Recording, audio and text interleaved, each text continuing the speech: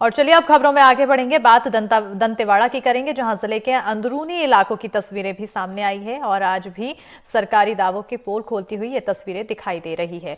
ताजा मामला जबेली गांव का है, जहां मृतक के शव को 5 किलोमीटर कावड़ में लेकर पैदल नदी नाले पर पार कराते हुए दिखाया गया है। परिजन घर पहुंचे हैं। नदी पार कराते हुए तस्वीरें हैरान करती है, पर यही हकीकत है।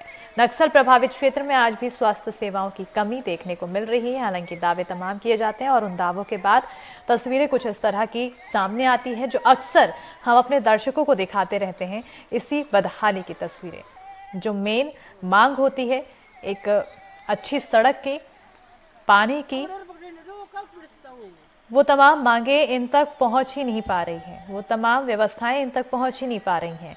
ये नदी है, इसको पार करने के लिए इन्हें कितनी जद्दोजहद करनी पड़ती है। शव को लेकर पैदल इन्हें ये पूरी नदी पार करनी पड़ रही है और इससे अंदाजा लगाया जा सकता है कि आखिर बदहाली किस कदर है।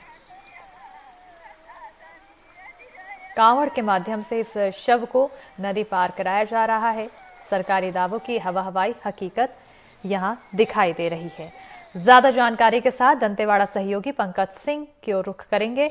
पंकज, अब तस्वीरें लगातार हम अपने दर्शकों को दिखा रहे हैं, बदहाली की ये तस्वीरें, सरकार पर इस पर प्रतिक्रिया है? क्या वो संज्ञान में ले रहे हैं इन तमाम तस्वीरों को?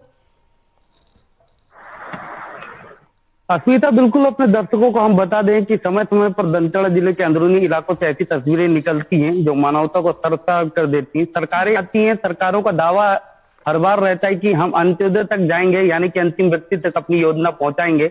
मगर दंतेवाड़ा इलाके के अंदर के कई ऐसे गाँव हैं जो नक्सलवाद इलाकों से घिरे हुए हैं।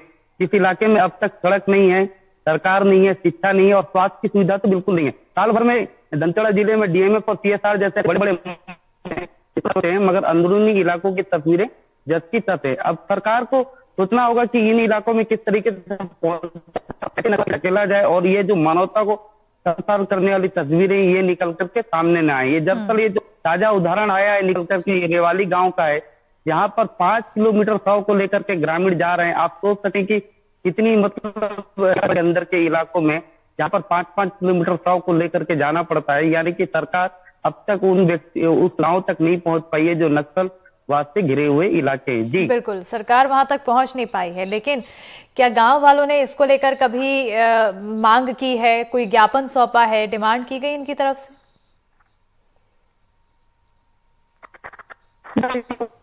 तक नक्सलियों की पकड़ का बहुत मजबूत और आधार का इलाका माना जाता है। ये जिस नाले को कांवड़ देकर के पार कर रहे हैं ग्रामीण, ये मलगेर का इलाका पड़ता है। यहाँ पर 8 कोर नक्सलियों का गढ़ है। मलगेर दलम के नाम से नक्सली जाने जाते हैं, इसलिए इन इलाकों में इस नदी पर कोई ब्रिज तक नहीं बन पाया है। इसलिए दवा करके ग्रामीण सरकार का भी नहीं रख पाते। मतलब सरकार बिल्कुल पड़ेगी कि सरकार है बिल्कुल। कुल मिलाकर ये माना जाए कि नक्सल प्रभावित क्षेत्र रहेगा तो सरकार उन तक नहीं पहुंचेगी। हालांकि सरकार की तरफ से ये वादा जरूर किया जाता है कि नक्सली हमलों को हम रोकने के लिए तमाम प्रयास कर रहे हैं और जो उस क्षेत्र के लोग आते हैं उनके लिए तमाम सुविधाएं मुहैया करा रहे हैं, लेकिन वो दावे कहाँ हैं वो तस्वीरों में दिख रहा है। बहुत बहुत शुक्रिया पंकज तमाम जानकारी देने के लिए।